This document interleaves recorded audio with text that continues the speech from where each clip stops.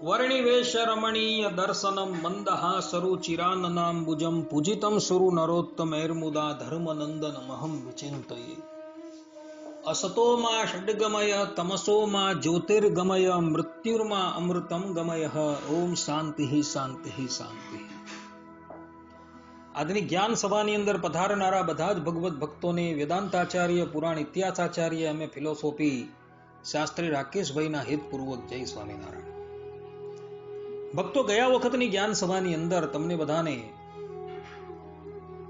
શિક્ષાપત્રીના અનુબંધ ચતુષ્ટયની ઉપર અમે વાત કરેલી હતી કે આ શિક્ષાપત્રીનો વિષય કયો છે, એનું પ્રયોજન શું છે, એનો સંબંધ શું છે અને એનો અધિકારી કોણ છે। આ અનુબંધ ચતુષ્ટયની અમે વાત કરેલી હતી। હવે આજે આ જ્ઞાન સભાની અંદર આપણે આ શિક્ષાપત્રીનું તાત્પર્ય, એનું રહસ્ય, એનું હાર્ડ શેની અંદર છે એના પર વાત કરી દઈએ। ભક્તો, રામાનુજ સંપ્રદાયના એક મહાન પંડિત એમ્બાર કૃષ્ણમાચાર્યજી, જેમણે પોતાનો દેશ શ્રીરંગમ ત્યાગ કરીને આ વડતાલને એણે પોતાની કર્મભૂમિ બનાવેલી હતી અને લાગલગાટ કેટલાય વર્ષો પર્યંત એવો વડતાલની સંસ્કૃત પાઠશાળાનું પ્રધાન આચાર્યનું પદ જે છે એને શોભાવતા થતા રહ્યા હતા। અનેકો વિદ્વાનો એમણે તૈયાર કર્યા અને અનેકો ગ્રંથો જે છે એમણે શોધખોળ કરીને પ્રકાશિત કરેલા છે અને તેમાં એમણે શિક્ષાપત્રની 3 ટીકા જે સંસ્કૃતની અંદર છે, સતાનંદ સ્વામીની, આચાર્ય રઘુવીરજી મહારાજની અને ભગવત પ્રસાદજી મહારાજની, આ 3 ટીકાઓ જે છે છપાવીને પ્રસિદ્ધ કરેલી હતી અને એ ટીકાઓના પ્રારંભની અંદર જ એમણે લગભગ 20 પુષ્ટ સંસ્કૃતમાં ભરીને શિક્ષાપત્રીનું પરમ હાર્ડ જે છે એ પ્રગટ કરેલું છે।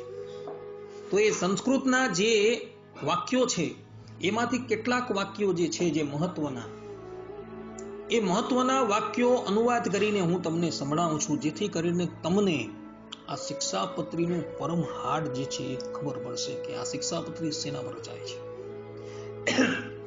તો એમ્બાર કૃષ્ણમાચાર્યજી જે છે એ પ્રારંભની અંદર જ પોતે કહી રહ્યા છે કે આ શિક્ષાપત્રીનું પરમ હાર્ડ જે છે એ નિવૃત્તિ ધર્મમાં જ વર્તે છે અને નિવૃત્તિ ધર્મ તો આ જ નિર્ધાર્યો છે। કયો? તો વેદ વિધિ બોધિત અર્થો, પુત્ર પશ્વાદી ઐહિક ફલ અને સ્વર્ગાદી પારલૌકિક ફલનો આરંભ કે જે વારે વારે જનન મરણના બીજરૂપ છે તેને માટે થાય છે, કિંતુ ત્રૈવર્ગિક ધર્મ અર્થ કામ ફળના અનેક વિધ આરંભોના અત્યાયાસ થકી પુરુષને નિવૃત્ત કરી પાછો વાળે, એ જ વાસ્તવની અંદર નિવૃત્તિ ધર્મ છે અને એ જ આની અંદર પ્રતિપાદન કરવામાં આવ્યું છે। પુત્ર છે, પુત્રી છે, કુટુંબીઓ છે, એ લોકોને અર્થે કામના નિમિત્તે, આ ઉપરાંત સ્વર્ગાદી પરલૌકિક ફલને માટે જે ઉદ્યમ કરાય છે એ ઉદ્યમ તો તમને પુનઃ જન્મ મરણના ફેરાની અંદર આરૂઢ કરનાર છે। જ્યારે એ જ કર્મયોગ જે છે એ આ ધર્મ, અર્થ અને કામ છે એ ત્રણેયથી નિવૃત્ત થઈને કેવલ ને કેવલ પરમાત્માની આરાધના પર જો કરવામાં આવે તો એ જે છે એ આ જીવાત્માને સંસ્કૃતિથી મુક્ત કરનાર થઈ જાય છે। ભગવાન શ્રી કૃષ્ણના વચન છે શ્રીમદ ભાગવતના 11 સ્કંદના 18મા અધ્યાયની અંદર કે વર્ણાશ્રમનો જે ધર્મ જે છે એ ધર્મ જો નિષ્કામ ભાવે આચરવામાં આવે તો એ પરમ પદની પ્રાપ્તિ કરાવનારને આ જ વચન ભગવાન સ્વામિનારાયણે વચનામૃતની અંદર પણ ટાંકેલા છે। કહેવાનું તાત્પર્ય એ છે કે શિક્ષાપત્રીની અંદર ભગવાન સ્વામિનારાયણે જે આજ્ઞાઓ આપેલી છે એ આજ્ઞાઓ જે નિષ્કામ ભાવે જો આચરણ કરવામાં આવે તો એ તમને આ સંસ્કૃતિમાંથી છોડાવનારી થઈ જાય છે, કારણ કે એ ભાગવત ધર્મ થઈ જાય છે. ભગવાન સ્વામિનારાયણે વર્ણાશ્રમના ધર્મો જે છે એ આ શિક્ષાપત્રીની અંદર તો લખેલા છે, પરંતુ એ વર્ણાશ્રમના ધર્મ જે છે એ કેવલ ભગવાન શ્રી કૃષ્ણની આરાધના પરક છે. સ્વતંત્ર એનું કોઈ ફલ નથી. ભક્તો, આ નિવૃત્તિ ધર્મ જે છે ને, એ નિવૃત્તિ ધર્મ પણ પાછો 3 પ્રકારનો છે. એ નિવૃત્તિ ધર્મ પણ કર્મ યોગ રૂપ છે, જ્ઞાન યોગ રૂપ છે અને ભક્તિ યોગ રૂપ છે. આ 3 પ્રકારનો એ ધર્મ બતલાવવામાં આવેલો છે. એમાં જે કર્મ યોગ જે છે, જ્ઞાન યોગ જે છે, એ તો કેવલ ને કેવલ ભક્તિ યોગની પુષ્ટિ કરવા માટે છે. વિશિષ્ટાદ્વૈતીઓ જે છે એ વિશિષ્ટાદ્વૈતીઓની માન્યતા એવી છે કે શ્રીમદ નારાયણ ભગવાનના શરણમાં જઈને નિષ્કામ ભાવે કર્મયોગ, જ્ઞાન યોગ અને ભક્તિ યોગનું આચરણ કરવાનું છે. આ વાત ભક્તરંજની ટીકાની અંદર ભગવત પ્રસાદજી મહારાજે પોતે કહેલી છે. વિશિષ્ટાદ્વૈતનો આખો સિદ્ધાંત તેમણે સમજાવેલો છે કે ભગવાન શ્રીમદ નારાયણના શરણમાં જઈને પછી નિષ્કામ ભાવે આ કર્મયોગ જે છે, જ્ઞાન યોગ છે અને ભક્તિ યોગનું આચરણ કરવાનું છે. ને એની અંદર પણ જે કર્મયોગ જે છે, જે કર્મણ્ય વાધિકારસ્તે મા ફલેષુ કદાચન, અર્જુનજીને ભગવાન શ્રી કૃષ્ણ પોતે ગીતાની અંદર કહે છે કે તારો કેવલ ને કેવલ કર્મની અંદર જ અધિકાર છે, ફલની અંદર અધિકાર નથી. તથા સ્વકર્મણા તમભ્યર્ચમ, આમ ભગવાને જે કીધેલું છે કે પોતાના કર્મથી જ મારી આરાધના કરવી, આ કર્મયોગ તથા શિક્ષાપત્રીની અંદર જે નિજાત્માનમ બ્રહ્મરૂપમ દેહત્રય વિલક્ષણનમ, આ જે જ્ઞાન યોગની વાત કરવામાં આવેલી છે, તથા ગીતાની અંદર બ્રહ્મભૂતઃ પ્રસન્નાત્માના શોચતી ન કાક્ષતી, આ જે વાત કરવામાં આવેલી છે જ્ઞાન યોગની, આ કર્મયોગ અને જ્ઞાન યોગ જે છે ને એ કેવલ ને કેવલ ભક્તિ યોગની પુષ્ટિને અર્થે જ છે. વાસ્તવની અંદર ભક્તિ યોગ જ મુખ્ય છે. અને ભગવાન સ્વામિનારાયણે પણ શિક્ષાપત્રીની અંદર ભક્તિ યોગની જ પ્રધાનતા બતાવેલી છે. જોઈ લો તમે, ભગવાન સ્વામિનારાયણ કહે છે કે તસ્યૈવ સર્વથા ભક્તિ કર્તવ્યા મનુજૈર્ભૂહિ નિશ્રેય યશકરમ કિંચિત તતો અન્યન્યેતિ દ્રશ્યતામ. આ પ્રમાણે ભગવાન શ્રી હરિ અહીં સ્પષ્ટ રૂપે ભક્તિ યોગનું સમર્થન કરતા પોતે જણાય છે. ને 114મા શ્લોકની અંદર ભગવાન સ્વામિનારાયણ કહે છે કે ગુણીનામ ગુણવત્તાયા જ્ઞેયમ યેતત પરમ ફલમ. અર્થ એવો છે, અને એવા જે તે શ્રી કૃષ્ણ ભગવાન, તેની જે ભક્તિ, તે જે તે પૃથ્વીને વિશે સર્વ મનુષ્ય તેમણે કરવી, અને તે ભક્તિ થકી બીજું કલ્યાણકારી સાધન કાંઈ નથી એમ જાણવું. અને વિદ્યાદિ ગુણવાળા જે પુરુષ, તેમના ગુણવાનપણાનું પણ એ જ ફળ છે. કયું? તો જે શ્રી કૃષ્ણ ભગવાનની વિશે ભક્તિ કરવી અને સત્સંગ. એટલે આ શિક્ષાપત્રીની અંદર ભગવાન સ્વામિનારાયણે ભક્તિ યોગનું નિરૂપણ કરેલું છે, પરંતુ કર્મયોગ અને જ્ઞાન યોગ જે છે,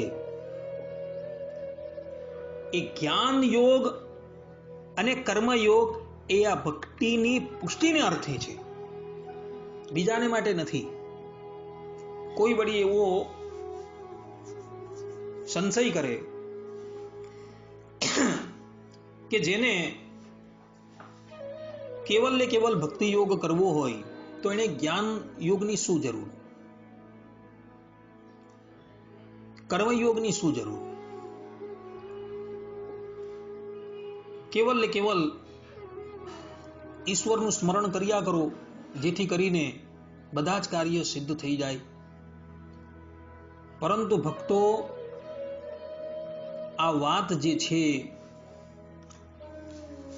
એ ઇતર સંપ્રદાયની વિશે માન્ય હશે, પરંતુ આપણે જે સ્વામિનારાયણ સંપ્રદાયના છે, વિશિષ્ટાદ્વૈતીઓ જે છે, તેને આ વાત માન્ય નથી. એક સામાન્ય દ્રષ્ટાંતથી આ વાત હું સમજાવું. એક વખતની વાત છે, આચાર્ય શ્રી વલ્લભાચાર્યજીના પુત્ર વિઠ્ઠલનાથજી, જેનું નામ ભગવાન સ્વામિનારાયણે શિક્ષાપત્રીમાં બહુ આદરથી લખેલું છે, એ વિઠ્ઠલનાથજી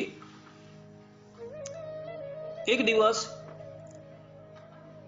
યમુના નદીના એક ઘાટની ઉપર સંધ્યાવંદન કરતા હતા. તેવામાં તેમનો એક સેવક જે છે એ ત્યાં પધારે છે અને કહે છે કે જે રાજ,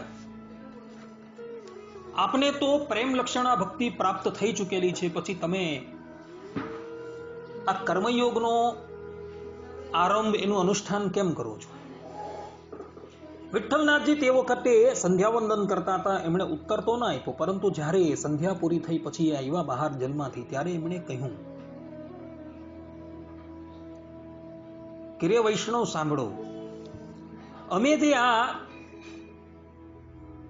કર્મયોગ અને જ્ઞાન યોગ જે કરીએ છીએ ને, એ ભક્તિની રક્ષા માટે છે. ભક્તિ યોગ જે છે એ વાવેલું ખેતર છે, અને આ કર્મયોગ અને આ જે જ્ઞાન યોગ જે છે ને, એ ખેતરની રક્ષા કરવા માટે કાંટાળી વાળ છે, કે જે વાળ ખેતરની અંદર કોઈક પશુઓ એ પાકનું નુકસાન કરવા માટે આવતાને રોકનાર છે. તે જ પ્રમાણે આ કર્મયોગ અને જ્ઞાન યોગ જે છે એ મારી પ્રેમ લક્ષણા ભક્તિની અંદર કોઈ પણ માયિક તત્વનો પ્રવેશ ન થઈ જાય, એટલે માટે એની રક્ષારૂપ છે. એટલે માટે હું એનું આચરણ કરું છું. આ પ્રમાણે વિઠ્ઠલનાથજીએ કહ્યું હતું. એટલે કર્મયોગ અને જ્ઞાન યોગ જે છે, એ જ્ઞાન યોગ શેને માટે છે? તો આ ભક્તિ યોગની રક્ષા કરવા માટે છે, જેથી કરીને આ ભક્તિ યોગ જે છે એ સુદ્રઢ થઈ શકે, અને જેના દ્વારા એ જીવાત્મા જે છે એ પરબ્રહ્મ પરમાત્માની પ્રાપ્તિ નિર્વિઘ્ન કરી શકે. એટલે માટે આપણા વિશિષ્ટાદ્વૈતની અંદર કર્મયોગ, જ્ઞાન યોગ અને ભક્તિ યોગ ત્રણેયની જરૂરિયાત જે છે એ બતાવવામાં આવેલી છે. કારણ કે કર્મયોગ અને જ્ઞાન યોગ જે છે એ ભક્તિ યોગની પુષ્ટિ કરનાર છે. એટલે જ માટે ભગવાન સ્વામિનારાયણે શિક્ષાપત્રીની અંદર પણ આ ભક્તિની પુષ્ટિને અર્થે નિષ્કામ ભાવે કર્મ કરવાનું પણ કહ્યું છે. ગ્રહસ્થના ધર્મની અંદર તમે જુઓ તો ભગવાન સ્વામિનારાયણ સ્પષ્ટ રૂપે ગ્રહસ્થોને 138મા શ્લોકની અંદર આજ્ઞા કરે છે. અને તે ગ્રહસ્થ આશ્રમી તેમણે પોતાના ઘરે આવ્યો એવો જે અતિથિ તેને પોતાના સામર્થ્ય પ્રમાણે અન્નાદિક કરીને પૂજવો. વળી હોમાદિક જે દેવકર્મ અને શ્રાદ્ધાદિક જે પિતૃકર્મ તે પોતાના સામર્થ્ય પ્રમાણે યથાવિધિ જેમ ઘટે તેમ કરવું. આ પ્રમાણે ભગવાન સ્વામિનારાયણે ગ્રહસ્થોને આજ્ઞા આપી છે. 139મા શ્લોકની અંદર ભગવાન સ્વામિનારાયણ કહે છે કે યાવત જીવમ ચ શુશ્રૂષા કાર્યા માતુઃ પિતૃર ગુરુઃ રોગાર્તસ્ય મનુષ્યસ્ય યથાશક્તિ ચ મામ કહી. આ શ્લોક દ્વારા ભગવાન સ્વામિનારાયણે માતા છે, પિતા છે, ગુરુ છે અને રોગાતુર મનુષ્યની સેવા કરવાની પણ આજ્ઞા કરી છે. અને ગ્રહસ્થને અગાડી કહ્યું છે કે યથાશક્તિ ઉદ્યમઃ કાર્ય નિજ વર્ણાશ્રમોચિત. ગ્રહસ્થોને યથાશક્તિ વર્ણાશ્રમ પ્રમાણે ઉદ્યમ કરવાની પણ આજ્ઞા આપેલી છે. આ ઉપરાંત 156મા શ્લોકની અંદર ભગવાન સ્વામિનારાયણ ગ્રહસ્થોને કહે છે કે મહોત્સવા ભગવતઃ કર્તવ્યા મંદિરેષુ તૈહિ દેયાની પાત્ર વિપ્રેભ્યો દાનાની વિવિધાની ચ. આ પ્રમાણે ગ્રહસ્થને ભગવાન સ્વામિનારાયણ કહે છે કે ધનાઢ્ય એવા જે ગ્રહસ્થ સત્સંગી તેમણે ભગવાનના મંદિરને વિશે મોટા મોટા ઉત્સવો કરવા તથા સુપત્ર એવા જે બ્રાહ્મણ તેમને નાના પ્રકારના દાનો આપવા, આ પ્રમાણેની પણ વાત કરવામાં આવેલી છે. આ બધી જ વાત જે છે એ કર્મયોગની અંદર આવે છે, અને આ કર્મયોગ જે છે એ ભક્તિની પુષ્ટિને અર્થે છે. કહેવાનું તાત્પર્ય એ છે કે શિક્ષાપત્રીની અંદર જે નિવૃત્તિ ધર્મની વાત કરવામાં આવેલી છે, એ નિવૃત્તિ ધર્મ જે છે 3 પ્રકારનો છે. કર્મયોગ રૂપ, જ્ઞાન યોગ રૂપ અને ઉપાસના યોગ રૂપ છે, અર્થાત કે ભક્તિ યોગ રૂપ છે. અને એની અંદર ભક્તિ યોગને મુખ્ય રાખી, તસ્ય સર્વથા ભક્તિ, અર્થાત કે ભક્તિ યોગને મુખ્ય રાખી કર્મયોગ અને જ્ઞાન યોગ જે છે એ ભક્તિ યોગની પુષ્ટિને અર્થે જ નક્કી કરવામાં આવેલા છે. એટલે શિક્ષાપત્રીની અંદર ભગવાન સ્વામિનારાયણે ગ્રહસ્થને, ત્યાગીઓને, આચાર્યને, સાધ્વાને, વિદ્વાને કે બ્રહ્મચારીઓને જે પણ આજ્ઞા કરેલી છે એ આજ્ઞા કેવલ ને કેવલ નિષ્કામ ભાવે ભક્તિ યોગની પુષ્ટિને અર્થે જ કરેલી છે. કહેવાનું તાત્પર્ય એ છે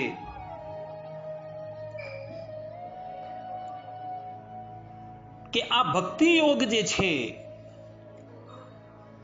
કે જે ભક્તિ યોગથી એ જીવાત્માનું કલ્યાણ થવાનું છે, તો એની પુષ્ટિને અર્થે કર્મયોગ તથા જ્ઞાન યોગ જે છે એનું નિષ્કામ ભાવે આચરણ કરવાનું છે.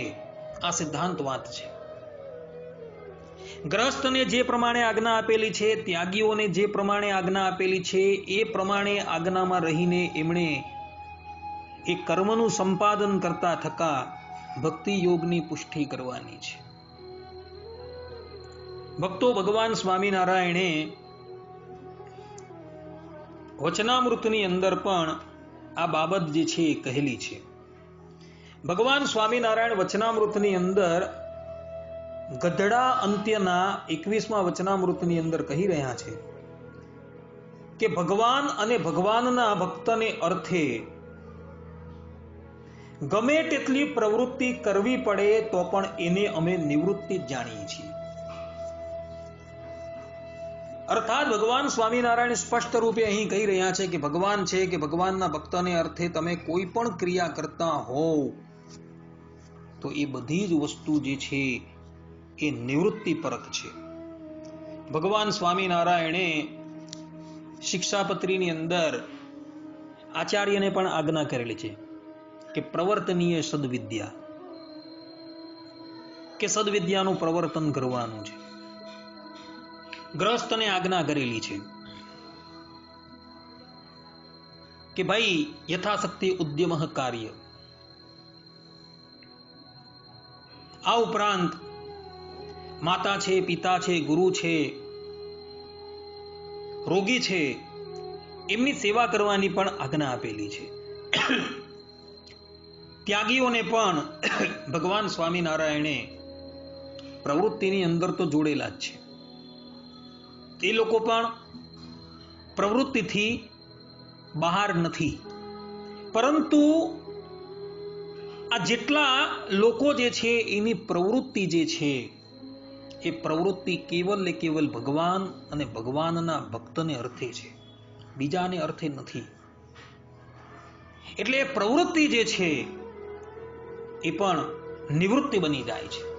એટલે શિક્ષાપત્રીની અંદર ભગવાન સ્વામિનારાયણે જે જે આજ્ઞાઓ કરેલી છે એ બધી જ આજ્ઞાઓ કેવલ ને કેવલ નિષ્કામ ભાવે અમલમાં લાવવાની છે, નિષ્કામ ભાવે એને આચરવાની છે.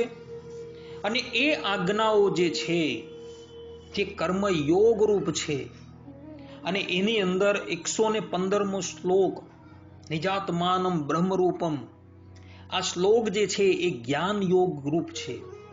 તો આ બંને યોગનું આચરણ કરતા થકા તસ્યૈ સર્વથા ભક્તિ. આ ભક્તિ યોગ જે છે એની પુષ્ટિ કરવાની છે કે જે ભક્તિ યોગ જે છે એ જીવાત્માને પરમાત્માની પ્રાપ્તિ કરાવનાર છે. કોઈ એમ કહે કે ભાઈ અમે તો કેવલ કર્મયોગનું જ આચરણ કરશું, કોઈ એમ કહે કે ભાઈ અમે કેવલ ને કેવલ જ્ઞાન યોગનું જ આચરણ કરશું, અમે ભક્તિ યોગનું આચરણ ન કરશું તો ન ચાલે, તો ન ચાલે. કારણ કે નિષ્કામ કર્મયોગ જે છે તે અને જ્ઞાન યોગ જે છે એ બહુ કઠિન છે. અને એ નિષ્કામ કર્મયોગ જે છે તે અને જ્ઞાન યોગ જે છે તેનું આચરણ કરતા પણ એમણે ભક્તિ યોગનું આચરણ તો કરવું પડે ને કરવું જ પડે. કારણ કે એકલા નિષ્કામ યોગથી કે એકાકી જ્ઞાન યોગથી પરમાત્માની પ્રાપ્તિ થવી બહુ દુર્લભ છે. જ્યારે ભક્તિ યોગ જો એની અંદર ભળી જાય તો ભક્તિ યોગથી એ પરમાત્માની પ્રાપ્તિ થવી બહુ સુલભ થઈ જાય છે. કારણ કે એવા અનેકો વચનો જે છે જેની અંદર ભક્તિનું મહાત્મય જે છે બતલાવવામાં આવેલું છે.